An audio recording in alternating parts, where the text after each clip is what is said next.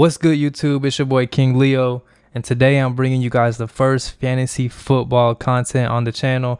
Now, I don't know how deep I'm going to dive into fantasy football on this channel yet, but I'm going to do a little mock draft for you guys. It's draft season is coming up. It's the very end of July right now. So what I'm going to do is a mock draft. I've been playing fantasy football for, wow, 9 years, actually longer than that, anywhere from 10 to 12 years. I was in like 8th grade when I first started playing fantasy football. I've been very successful. I think I've had 1 year where I didn't make the playoffs and I made the most retarded trade ever, but that's beyond the point. Other than that, I'm usually in the top 4 winning championships, but I'm going to do a mock draft for you guys today. We're going to do a PPR one season league. I'm doing a dynasty league this year for the first time in my own league, so I'm excited about that to see how that goes. But most of you guys play like ESPN or Underdog, Sleeper, Yahoo one season league. So that's what I'm going to do. And the most common lineup is, let's see, 1 quarterback, 2 running back, 2 receiver, tight end, and then a flex. 16 bench players? No, there's no way it's like that many. How many bench guys come out on a regular lineup? I don't know. Let's see. Probably like, let's see, how many people? This has got me all miscombobulated. 1, 2, 3, 4, 5, 6, 7, 8, 9. You probably have about 16 guys on a roster. We'll just do 7. I don't know how much it is, but we'll click this randomize button until we get, let's just keep clicking it, keep clicking, not looking. Let's see what we get. The 6th pick. Right in the middle of the draft. Position value is normal. That's fine. Okay, I think I'm ready. So this is fantasypros.com. They have a free mock draft simulator. Guys, this is the best thing before going into your leagues. If you can't do mock drafts with CPU, this is CPU, so it flies by. You don't have to join, like, say on ESPN. If you guys aren't ESPN, you have to join a mock draft lobby, and then you have to wait on all those actual user picks, and it takes all day. Versus on Fantasy Pros, it's simulated, and it's like very like good rankings, and it's like a realistic thing. I think I used this thing every day last year. I worked out every scenario with what draft pick I had, and I won the draft. I drafted Cooper Kupp, Darren Waller, Kyler Murray. I had a very solid team overall. But here we go. We got the 6th pick in this draft. Let's see. We're going to hide the drafted players. Who got drafted? Jonathan Taylor, Christian McCaffrey, Austin Eckler, Derrick Henry, DeAndre Swift. I think that's very solid for how it should go. Honestly, I think Cooper Kupp might be in that range. So let's see. 6th pick, starting out. Dalvin Cook is there as a top overall player. I don't know how I feel about that, even though I am excited about the Minnesota Vikings offense this season. Najee Harris, Cooper Kupp, Justin Jefferson are other options. I think in this scenario, I'm going to take Najee Harris just because Pittsburgh is going to use him exactly how they used him last year, if not more. He's going to be that bell cow role, which is great for fantasy. He has no competition on the Steelers to take carries or any type of touches away from him. Downside, not going to be a great offense. Maybe not a lot of scoring opportunities, but he is going to get the ball over 300, probably 350 times in total touches, which is great volume. You can't go wrong with that. So I'll go with Najee Harris here for this pick. What else we have going? Javonte Williams. That's a really good running back this year. Let's look at my rosters. Keep it up here. All these ads in the way. I hate ads. They just block the screen everywhere. So here we go. Back here with the 2nd pick. We have CeeDee Lamb available for us, which is very intriguing because I believe CeeDee Lamb will have the highest target share of his career so far, with Amari Cooper being gone to Cleveland and then Michael Gallup being hurt in the beginning of the season. So he doesn't really have any other receiver to challenge him for targets. So In fantasy, we look for guys that are going to get a lot of volume. Well, at least I do. I want the guys that are going to have the ball in their hands. I'm not so much worried about guys that get touchdowns. I would rather have touches. Touches is the most important thing to score points. So other guys here, Leonard Fournette, Saquon, Barkley. If I was to go far down, maybe Deebo Samuel, Keenan Allen, I would be interested in. Quarterback is there, but I'm a fan of, I like waiting on a quarterback unless it's just a really good value and one's not supposed to be there. But I think CeeDee Lamb is a great pick here for our second pick. So now we have a bell cow running back that's going to smash it this season if he stays healthy. CeeDee Lamb should put up the best numbers of his career. And now we're back here at the third pick for us in the third round. T. Higgins is a great option. Even though he's a number 2 receiver, the Cincinnati Bengals have a really condensed offense, so he's going to be used a lot still. DJ Moore, no, I don't know how I'm feeling about Sam Darnold or Baker Mayfield. That offense is kind of like a mess right now, and I don't really want to get anybody in that range. A guy that we have not seen here since 2016 or ever, Ezekiel Elliott in the third round. Guys, do not be afraid to take Ezekiel Elliott in the third round. He has been a bust in drafts because he's been still going in the first round these past couple years. But now if you can get him in the third round, you can still get that production he's been putting up. That's a really good third round pick. 1,000 yards and 10 plus touchdowns for your third selection is awesome. So don't hesitate to take Ezekiel Elliott this year. But for this situation, I believe I'm going to select, I think, Kyle Pitts, just to get us that tight end, because tight end is a really, really scarce position. There's not many guys that you can go out there and get. I mean, you have about, I think,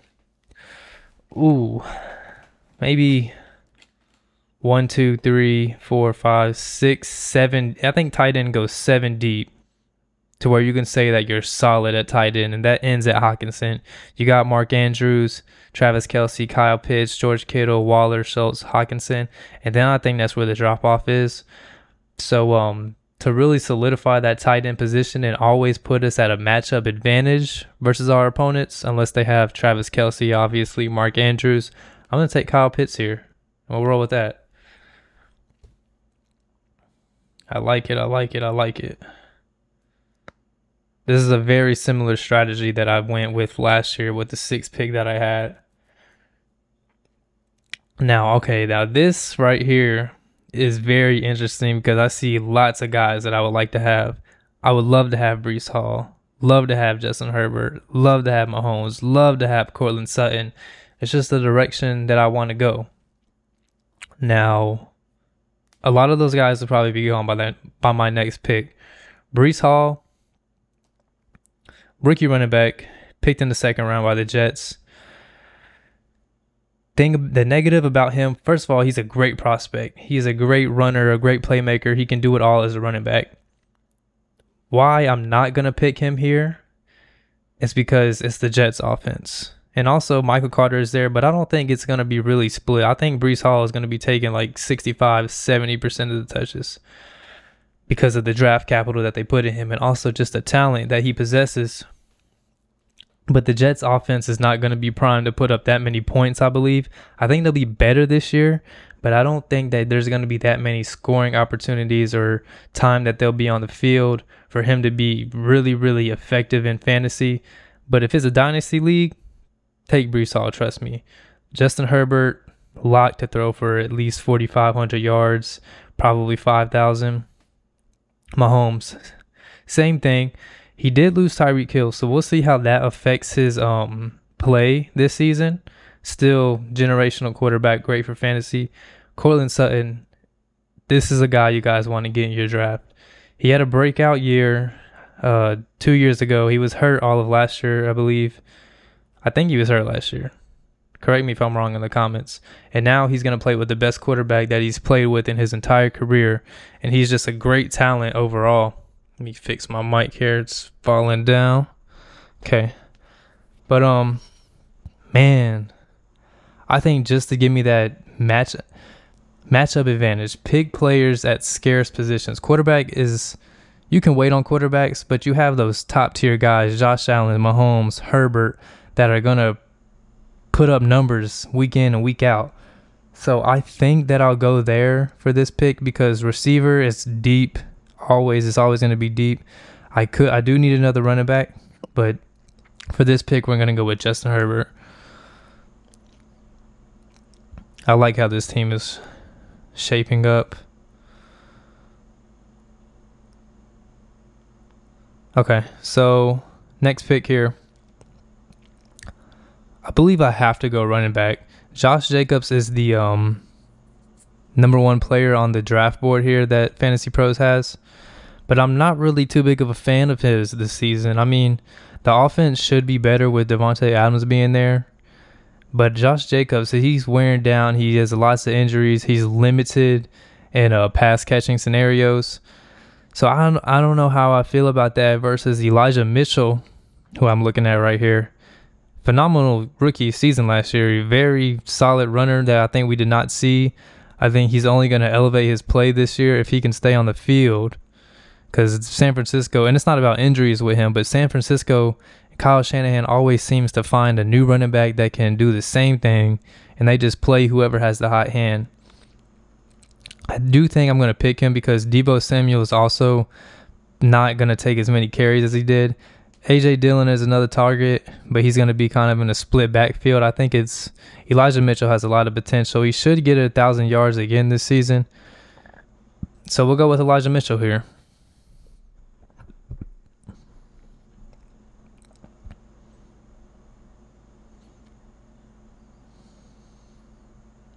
Cool. So we have Justin Herbert, Najee Harris, Elijah Mitchell, CeeDee Lamb, and Kyle Pitts. This would also be a great dynasty team if that was the case here. And now here in our next pick. Okay.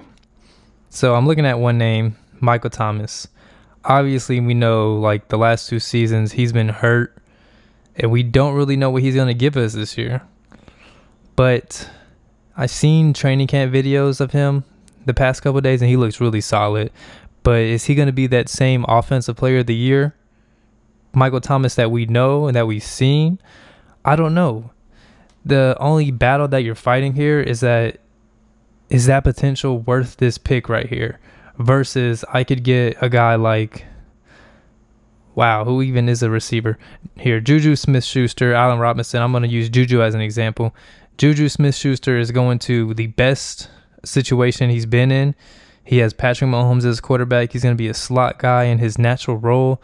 So I think he's really going to thrive there. And there should be a lot of targets open that Tyreek Hill left. There's other receivers on the Chiefs that had left. So there should be a lot of targets open there. And I think he might be the ideal pick here. But man, I'm just thinking about Michael Thomas's potential. There's also some other guys right there that I'm looking at. Gabriel Davis, Devontae Smith, Hunter Renfrow. But I believe I'll go with Juju Smith-Schuster. Just because it's the best quarterback that he's played with so far in his career. So we'll see. I think there's a lot of potential with Andy Reid. And wow, there was some really good young receivers that went there. So I'm glad we went receiver there. So now our top part of the lineup is filled. We still need a flex. And the top 4 players are running backs. They're all really, really close in value. I don't really see a standout guy in value here. Wow, there's nobody that's jumping to my eye here. Miles Sanders, he kind of like always disappoints, I feel like. Clyde Edwards-Helaire, he's not a pure rusher. We know Kansas City isn't going to really run the ball like that. Chase Edmonds, solid player. There's a lot of guys in that backfield though, and it's a new team, so I'm not going to really know his true role. But man, this is a tough spot to pick. See, this is also why it's okay to wait for a quarterback. I could have picked somebody, a good running back, a very high quality receiver over Justin Herbert, and then came back and got Matthew Stafford, Trey Lance, Aaron Rodgers, even Dak Prescott. And then we would have been fine with that. But in this situation, ooh. Man, I think I'm just going to have to go with Miles Sanders. He's the best player on the board. Sometimes you get stuck in a situation like that. And that is also why it's good to do mock drafts. So you see when these situations pop up. So maybe you could potentially work out a trade. Say I could have traded this pick, traded a couple picks down, or maybe came up some because I didn't like the guys in this range. But we'll take Miles Sanders just because he's the best player on the board right here.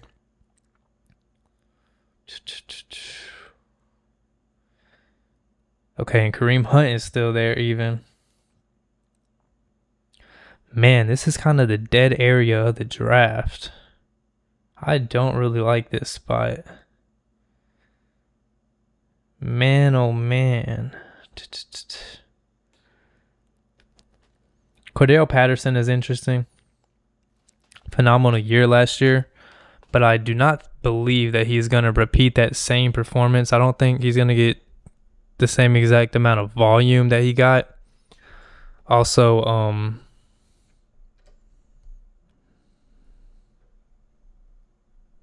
man, I don't know. I'm kind of lost for words just because I haven't done a mock draft yet for a regular 1 year league. I've been doing straight dynasties because that's what my league is going to be. I see some guys later, but I don't want to reach. I think Tony Pollard is a good pick here. Tony Pollard is in a very good Cowboys offense. At least we think it's going to be very good, even though they lost Amari Cooper and they're going to suffer from Michael Gallup not being there. But Tony Pollard is the best handcuff to have because if Zeke goes down, Tony Pollard is a guy who can catch out of the backfield. He could line up in the slot. I've heard rumors that he's going to be lining up in the slot more this season. We'll see how true that is whenever the preseason starts and the regular season we get into. But he's just a good handcuff to have. And also loading up on running backs is good because running backs are hard to come by sometimes. So we'll take Tony Pollard there. Garrett Wilson, great talent. It just went. So I see that they're starting to go and grab a lot of those guys. Overall, okay, I think I'm going to go wide receiver here. I don't want to go 3 running backs in a row. Trey Lance is also there. Also, Kirk Cousins. Kirk Cousins is a steal this year, y'all. If y'all want to wait and just load up on wide receivers, running backs, pick a tight end early, and then take Kirk Cousins late, Kirk Cousins is going to be awesome this year. I believe the Minnesota offense is going to be phenomenal. You know, they got a new coach that came from the Rams offensive coordinating system. Kirk Cousins is going to throw the ball a lot. It's going to be a lot of yards, a lot of touchdowns. So go grab Kirk Cousins this season. But Tyler Boyd, Cincinnati is a great offense to pick out of. It's very condensed. They just use their top 3 receivers usually. Chris Olave, Jarvis Landry is there with him in New Orleans. And we'll also see, you know, how Michael Thomas comes back. But I believe that I will go with Chris Olave. Just to, from a talent aspect, Chris Olave is phenomenal. I don't know how he'll perform with Jarvis Landry and Michael Thomas there, but he's a phenomenal talent. He's a deep threat.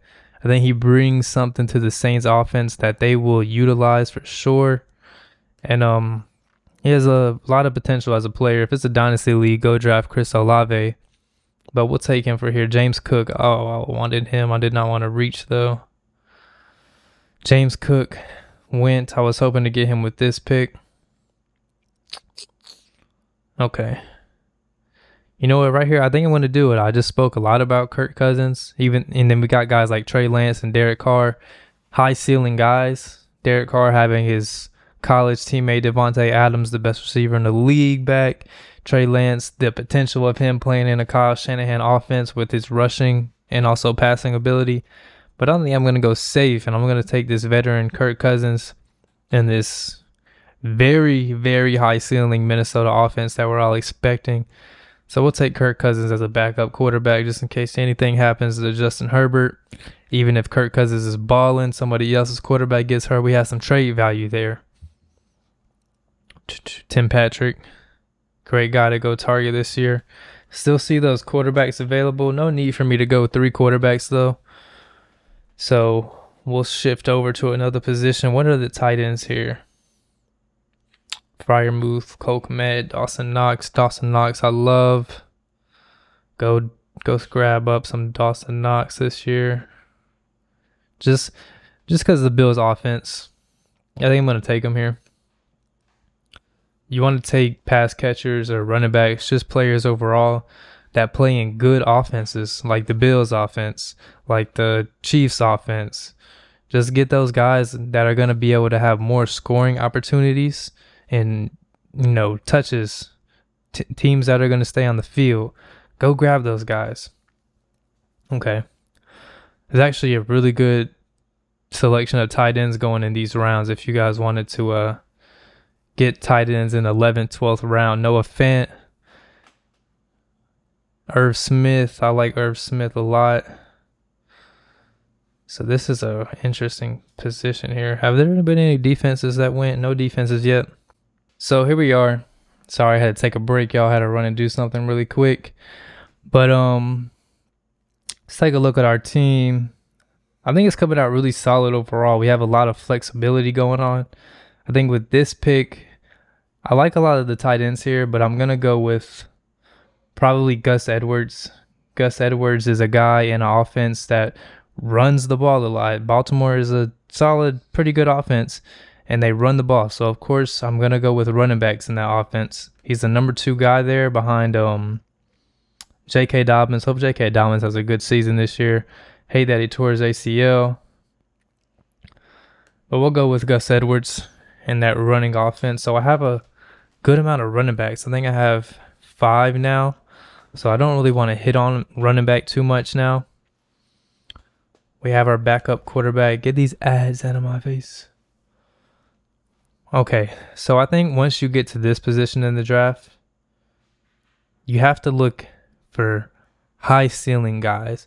Me picking a guy like, I think, Raheem Mostert here isn't going to do much unless Raheem Mostert just gives me, 1 week of 15, 20 points. I'm not looking for that. I'm going to try to find guys in these very end rounds that have high ceiling. And I see a name that I'm going to talk about. Rashad White.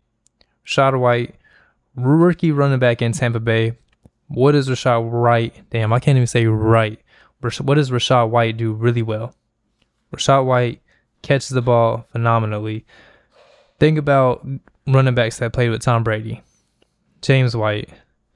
Who were other pass catching? With Deion Lewis. Guys that really Tom Brady made a career out of, these short pass catching running backs, short pass catching wide receivers. Rashad White gives them that. He gives them that element. They do have Giovanni Bernard there, but I think Rashad White being young, having fresh legs, gives them that juice that they need. And I think the Tampa Bay offense is really going to fall in love with his ability. So we're going to go with Rashad White here. Even if Leonard Fournette gets hurt, we know that he has an injury history of hamstrings. He has floss hamstrings. And he's a good handcuff for that. So we'll take Rashad White. Again, Tampa Bay, great offense. We like to pick players that play in great offenses. We don't want the Jets. We don't want the Bears. We don't want the Giants. We don't want guys like that. So we see the first defense go off the board, that being the Bills. Rightfully so. I'm a strong believer that they do have the best defense this year. Man, where is the Cowboys defense? Did they get picked? Or am I missing them? So wow, the Cowboys defense did get picked. That was a defense I was going to target. I am a Cowboys fan, but just for the fact that they have Micah Parsons, he is a unbelievable good player. But we'll go elsewhere. We'll go in honestly, I believe the Broncos defense is going to be very, very elite this year. They have Pat Surtain, lockdown corner. They have great pass rushers in Bradley Chubb, Randy Gregory. But I just like the aspect of having stars. Patrick Surtain is a rising star. These other teams have stars. Buccaneers have stars. 49ers have stars. Colts. All those defense, even the Rams, I think that's where the tier breakoff is at. But I'm just going to go with the Broncos. I have a feeling about the Broncos. There's a really good offense there. that should keep them off the field. But we'll go with the Broncos. Also a defensive target in your dynasty leagues if you guys are doing dynasty. See all the defenses coming off the board right there. Making sure there's no sleeper player that I would like to take a shot on. I think Matt Ryan is a good backup quarterback to have this year. But now we're going to go get our kicker, Tyler Bass. You just want to get kickers that are in good offenses that are going to put up a lot of points. Also, kickers that play inside because they're going to have less weather to affect their kicks. Like, who are some guys here? Matt Prater, Young Ho Q, Young Wei Q, I think is how they pronounce it. But we'll go with Matt Gay because Los Angeles, their inside is a high octane offense, potential to put up a lot of points, lots of extra points. So we'll take Matt Gay. Coming up here on our last pick, there's probably more bench spots, but I just wasn't aware of how many they had. So last pick, you just want to find a player that has high upside, high potential. I see a name, Van Jefferson of the Los Angeles Rams. He is a guy that could potentially be phenomenal if one of those guys go down. That receiver room is really deep. Odell, Allen Robinson, Cooper Kupp. So he's like the fourth option there. But with his talent, I really would like that pick. I'm trying to see if there's some other names here. Kendrick Bourne. You know, Kendrick Bourne is really interesting. Kendrick Bourne, I believe he's the number 2 receiver in that offense. So if I can get a number 2 receiver this late in the draft, I'm fine with that. That's awesome. I think he's a player that they really don't have anybody else like him in New England. Also, this is going to be Mac Jones' second season. So they can only throw the ball more passes. That's more targets, more receptions, more yards. Not the best offense to be in, but I think there's some potential there. Also, a guy, KJ Osborne. See, he's actually ranked really low, but he is the number 3 receiver in the Minnesota offense that is going to be phenomenal this year. There's going to be super pass heavy. Minnesota is an offense that is really condensed. Their number 3 receiver is on the field. See, I have a little stat sheet, a little cheat sheet pulled up from my drafts, and I'll give you guys some game. Picking receivers late, guys that are number 2, number 3s, number 4s. Get receivers that are in condensed offenses that don't spread the ball around, don't rotate guys. Get guys that are in rotation with like teams that use them a lot. They don't substitute. They don't just pass it to everybody, get everybody involved. Get teams that use their main guys, meaning like their number 3 receiver is on the field 80%, 60%, 70% of the time versus 40 and 50. Because that's ultimately going to lead to more targets and more receptions. So the top 3 condensed offenses in the league: Rams, Bengals, Vikings. The Rams and the Bengals number 3 receivers are the only number 3 receivers based on last year that were on the field more than 80% of the time. They got 80% of the route share. And then the bottom 3, Saints, Dolphins, Falcons. And those receiver rooms last year, the Dolphins have vastly improved. The Saints improved. The Falcons, they all improved. But based on last season, those receiver rooms, they rotated guys in and out. So aim for teams that are in condensed offenses. If you want the list, DM me or on whatever I put, Instagram, Facebook. Also in the comment section if you want the list. I'll put you guys on the game. So KJ Osborne, he's one of those guys. He's the number 3 receiver in a condensed Minnesota Vikings offense. Got to target late, but I think I'm going to go with Kendrick Bourne here. just because the Patriots offense, they can only pass more. There's only more progression to be had than last season. He had 800 yards. That could go to 900. That can go to 1,000 maybe. And that's a great pick for the last pick here in the draft, the 16th round. We'll take a guy that's going to potentially have a 1,000-yard season. So we'll end it with that. Honestly, I'm very happy with this team. I'm going to see what Fantasy Pros grades me. They grades it a B. So quarterback, we have elite level quarterback, elite level Najee Harris. Elijah Mitchell is a good RB2. CeeDee Lamb has top 5 ceiling. Juju, wide receiver 2. Kyle Pitts, top 3 tight end.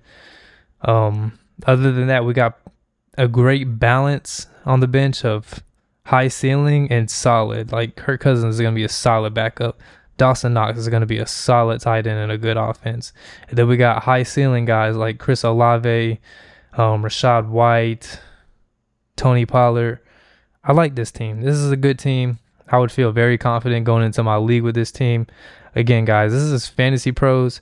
Use Fantasy Pros for all your mock drafts. They have all, customization settings, 10-team, 8-team, 14-team, dynasty, snake, linear, however your draft is set up. Get on Fantasy Pros and do your mock drafts. That'll help you tremendously.